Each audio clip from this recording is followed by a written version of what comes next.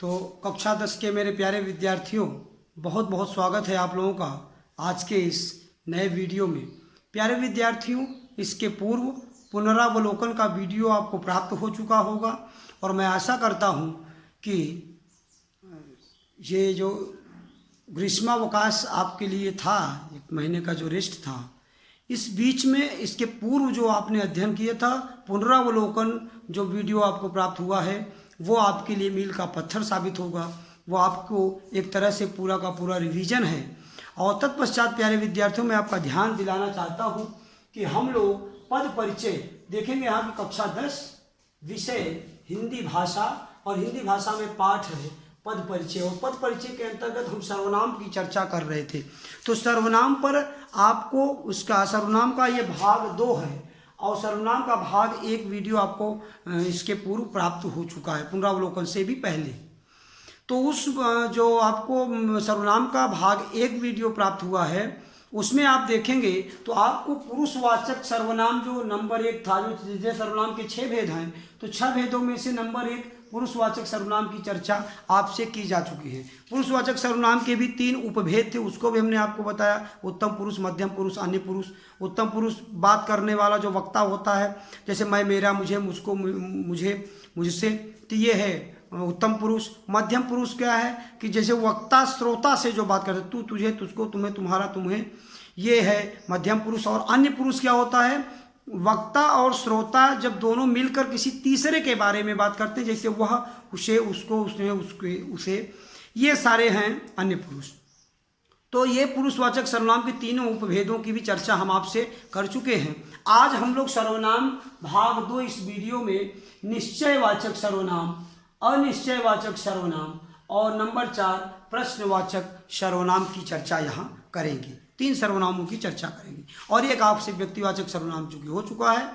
अब आपके जो 2 सर्वनाम बच रहे हैं, 5वें और 6ठे पर चर्चा हम इसके अगले वीडियो में करेंगे। प्यारे विद्यार्थियों, वीडियो के प्रारंभ में ही मैं आपको बता देना चाहता हूँ, जैसा कोई आपको ज्ञात होगा, वीडियो आप देख रहे हैं, आप उपस्थित हैं, इस बात का प्रमाण आपको देना होगा। और इसके लिए ये अनिवार्य है कि आप जब वीडियो देखें तो अपना नाम, क्लास और सेक्शन, वर्ग आपका जो है, उसे कमेंट बॉक्स में जाकर आप कमेंट के रूप में अपना नाम, क्लास और वर्ग, सेक्शन आप जरूर वहाँ पर इंगित करें, लिखें, ताकि हमें प्राप्त हो। जो हमारे पास आपकी नेम लिस्ट है उसके हिसाब से हम आपको उपस्थित कर सकें कि हाँ आप उपस्थित हैं। पर डे का वीडियो आप देख रहे हैं कि नहीं देख रहे हैं, इसकी चर्चा हम आपसे इसीलिए वीडियो के प्रारंभ में कर रहे हैं कि तभी ये माना जाएगा कि हाँ आप हमसे जुड़े हुए हैं। और हमें तब पता चलेगा, हमें तब भरोसा होगा और अच्छा हम उत्साह हमारा बढ़ेगा कि हम और अच्छा से अच्छा मैटर और अच्छा से अच्छा वीडियो आपको दे सकें कि हमारे प्यारे बच्चे हमारी मेहनत को सफल बना रहे हैं। तो प्यारे विद्यार्थियों, आइए बात करते हैं सर्वनाम के दूसरे भाग की। और दूसरे भाग में आज सबसे पहले हम बात करते हैं निश्चयवाचक सर्वनाम। तो पहली बात तो ये आपको ज्ञात होना चाहिए, आपको पहले से भी पता है और हमने आपके प्रथम वीडियो में बताया भी है कि संज्ञा के स्थान पर प्रयुक्त शब्दों को ही सर्वनाम कहते हैं।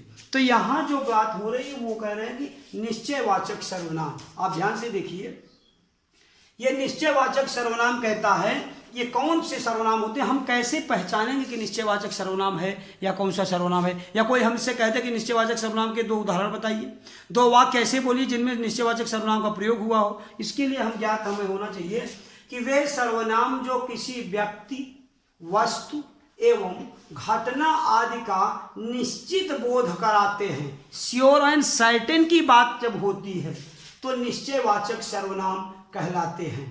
ये कितने प्रकार के होते हैं? ये 2 प्रकार के होते हैं। ये माने कौन? निश्चयवाचक सर्वनाम। ये माने निश्चयवाचक सर्वनाम। कितने काइंड से इसके? ये 2 प्रकार के होते हैं। नंबर 1 कौन है? वह, और नंबर 2 है यह। आप देख सकते हैं यहाँ कि नंबर 1 है वह और नंबर 2 है यह। तो निश्चयवाचक सर्वनाम कितने प्रकार का? 2 प्रकार का। नंबर 1 यह, नंबर 2 वह। आप देख सकते हैं।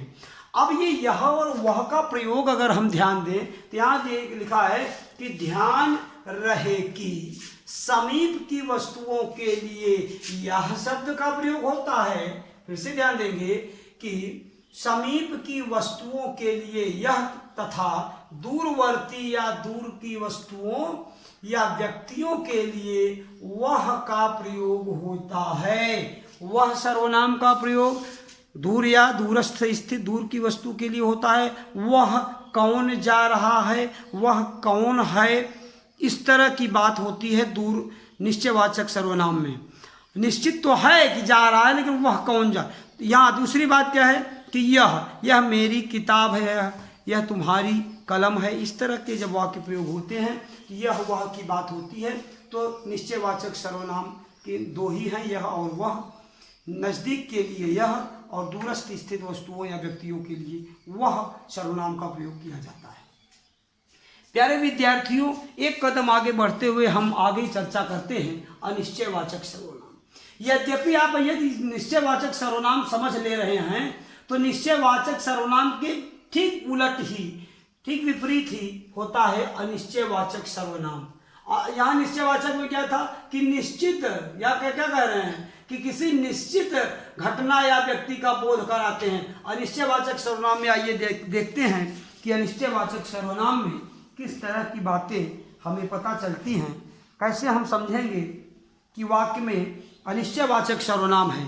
यदि कोई हमसे कहे कि अनिश्चयवाचक सर्वनाम का प्रयोग करते हुए दो वाक्य लिखिए, एक वाक्य बोलिए, तो हम आप बोल सकें। इसके लिए हमें ध्यान रहना चाहिए कि अनिश्चयवाचक सर्वनाम में कि किसी वस्तु या व्यक्ति के संबंध में जब अनिश्चयपूर्ण स्थिति हो, श्योर न हो, सर्टेन न हो, निश्चित न हो, बल्कि क्या हो, अनिश्चय, किसी घटना या किसी व्यक्ति के संबंध में यदि अनिश्चयपूर्ण स्थिति हो, अनसर्टेन सिचुएशंस हो, तो अनसर्टेन सिचुएशंस के लिए, अनिश्चयपूर्ण स्थिति के लिए क्या होता है, कह रहे हैं कि तब जिन सर्वनामों का प्रयोग किया जाता है वे अनिश्चयवाचक सर्वनाम कहे जाते हैं।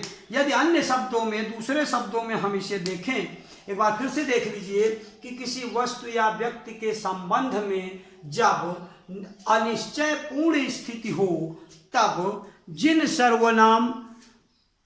सर्वनामों का प्रयोग किया जाता है वे अनिश्चयवाचक सर्वनाम कहे जाते हैं।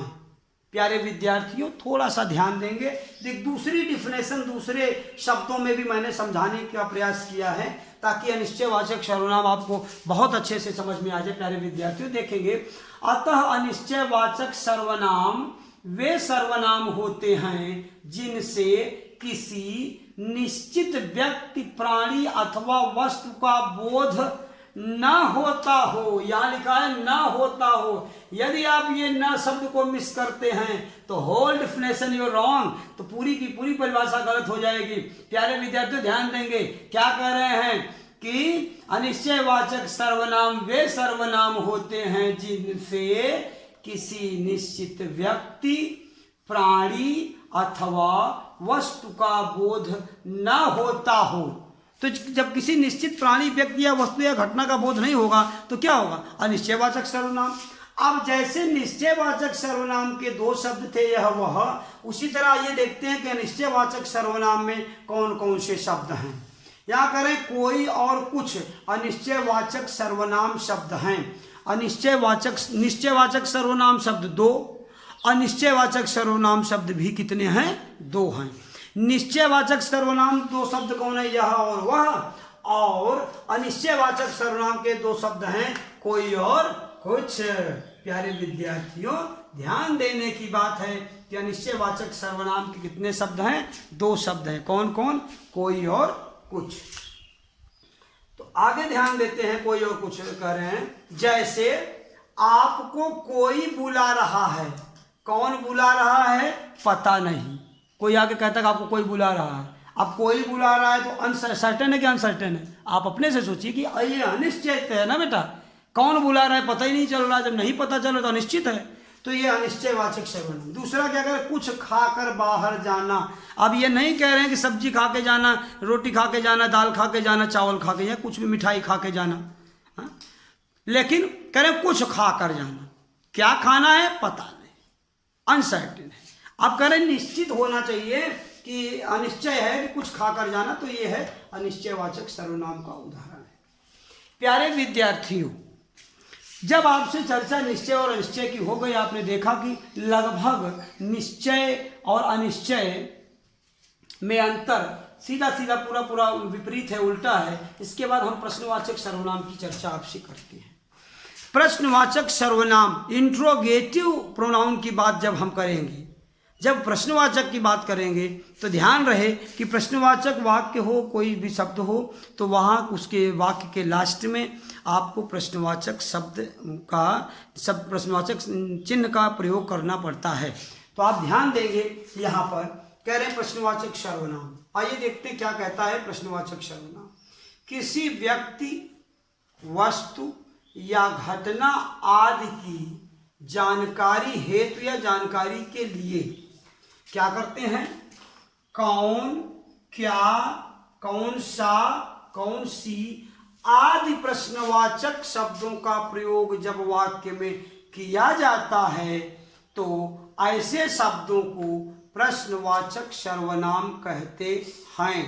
प्यारे विद्यार्थियों, एक बार फिर से प्रश्नवाचक सर्वनाम को समझने की कोशिश करेंगे, समझने का प्रयास करेंगे। कह रहे हैं प्रश्नवाचक सर्वनाम में कि किसी व्यक्ति, वस्तु या घटना आदि की जानकारी हेतु कौन, क्या, कौन सा, कौन सी आदि प्रश्नवाचक शब्दों का प्रयोग जब वाक्य में किया जाता है, तो ऐसे शब्दों को प्रश्नवाचक सर्वनाम कहते हैं। जैसे नंबर 1, शाम को आप क्या कर रहे हैं? क्या है वाक्य कि शाम को आप क्या कर रहे हैं। ये जो क्या शब्द है, आप देख सकते हैं कि इस वाक्य में ये जो क्या शब्द आया है, ये है आपका प्रश्नवाचक सर्वनाम शब्द।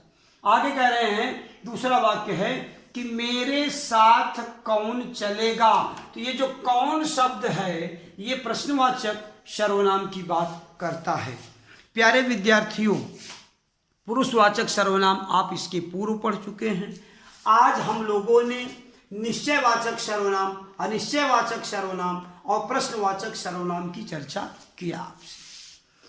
आप देखेंगे कि पद परिचय पाठ का जो चल रहा है, और ये लगभग निश्चित है कि सर्वनाम जो आपका शिक्षण बिंदु है, ये 3 वीडियो में पूरा हो जाएगा। तो एक वीडियो इसके पूर्व आप प्राप्त हो चुका है, एक वीडियो आपको आज का आपको ये मिल रहा है। इसके बाद आपका नेक्स्ट वीडियो में तो हो सकता है कि आपका सर्वनाम टॉपिक पूरा हो जाए। अब प्यारे विद्यार्थियों, आपका ये नैतिक धर्म बनता है कि जो गृह कार्य मैं आपको दे रहा हूं, वैसे क्लास 10th के बच्चे हैं, समझदार बच्चे हैं आप लोगों को अपने से ही समझना चाहिए कि क्या रिक्वायरमेंट है और क्या आपको करना चाहिए। आपको जरूर से ज़्यादा मेहनत करने की आवश्यकता है मेरे प्यारे विद्यार्थियों। ये दुर्भाग्य की बात है कि हम आप आमने सामने नहीं हैं, और जो भी घटनाएं घटित हो रही हैं आप देख रहे हैं कि ये जो कोरोना महामारी के कारण आज ये दूरस्थ स्थिति बनी हुई है हमारी आपकी। प्यारे विद्यार्थियों, आपको इसमें और मजबूत होने की ज़रूरत है। आइए देखते हैं शैक्षणिक रूप से भी गृह कार्य आपको क्या दिया जा रहा है। नंबर 1, अपनी पाठ्य पुस्तक से 2 बार पुनः पढ़ें। पूरे सर्वनाम टॉपिक को आप अपनी पाठ्य पुस्तक से 2 बार पढ़ेंगे। अब कोई भी बच्चा ये शिकायत नहीं करेगा साहब हमारे पास तो किताब ही नहीं है। बेटा, किताब आपको उपलब्ध है मार्केट में। आप जहाँ से भी जैसे भी स्थिति हो, सुरक्षित ढंग से आप अपने आप को बचाते हुए और सुरक्षित स्थितियों में जाकर आप अपनी किताब को उपलब्ध कराइए, आप अपनी किताबों को प्राप्त करिए। यद्यपि काफ़ी बच्चों का तो ये जो हिंदी भाषा है, तो 9th में जो किताब आप पढ़े हैं उसमें 9th 10th की कंबाइंड आपकी किताब है, वो भी आपको ध्यान में रहना चाहिए, तो उससे भी आपका काम चल जाएगा। दूसरा है संपूर्ण अध्ययन सामग्री को। बोले संपूर्ण अध्ययन सामग्री बोले तो ये पूरा का पूरा जो अध्ययन सामग्री हमने आपको निश्चयवाचक सर्वनाम, निश्चयवाचक सर्वनाम और ये जो प्रश्नवाचक सर्वनाम दिया, ये पूरी की पूरी संपूर्ण अध्ययन सामग्री को अभ्यास कॉपी में, अपनी अभ्यास कॉपी में लिख कर याद करें। यद्यपि ग्रामर में याद करने की जरूरत नहीं, लेकिन मेहनत करने, बार बार रिपीट करेंगे, बार बार रिवीजन करेंगे, बार बार वीडियो सुनेंगे, 1 बार 2 बार 3 बार, और उसके बाद किताब पढ़ेंगे तो आपको निश्चित ही ये सब तैयार हो जाएगा। नंबर 3 क्या कह रहा है गृह कार्य कि निश्चयवाचक, अनिश्चयवाचक तथा प्रश्नवाचक सर्वनामों के 5-5 उदाहरण लिखकर अभ्यास करें। प्यारे विद्यार्थियों, फिर से आपसे निवेदन है, आपको निर्देशित किया जाता है कि कतई आप अपने 5 उदाहरण जो लिखेंगे उसमें आप इन उदाहरणों को नहीं जोड़ने लगेंगे कि यहाँ पर 2 उदाहरण हमने यहाँ पर दिया हुआ है। आप देख सकते हैं कि अनिश्चयवाचक सर्वनाम के 2 उदाहरण है, 2 प्रश्नवाचक के उदाहरण हमने यहाँ दिया हुआ है, तो आप इनको नहीं, इनके इतर, इनसे अलग, इनसे हट कर आप अपनी किताब से मदद लीजिए, आप स्वयं के ज्ञान से बनाइए और आप इनसे इतर, इनसे अलग आप 5-5 उदाहरण तीनों सर्वनामों के लिखिए अपनी अभ्यास कॉपी में और इसको तैयार करिए। फिर से आपका ध्यान आकर्षित करना चाहता हूँ आपके अटेंडेंस पर। अति महत्वपूर्ण चीज़ है, आपको अपनी उपस्थिति कमेंट बॉक्स में जाकर वीडियो देखिए और वीडियो देखने के बाद कमेंट बॉक्स में जाकर आप अपना नाम, क्लास और सेक्शन जरूर लिखिए ताकि हमारे पास ये रिकॉर्ड बन सके कि किसने किसने इस वीडियो को देखा है। तो प्यारे विद्यार्थियों, आज के लिए इतना ही। आशा करता हूँ कि पूरी अध्ययन सामग्री का पूरा आप लाभ लेंगे और परिश्रम करते रहेंगे। आज के लिए इतना ही। मिलते हैं नेक्स्ट वीडियो में, तब तक के लिए धन्यवाद।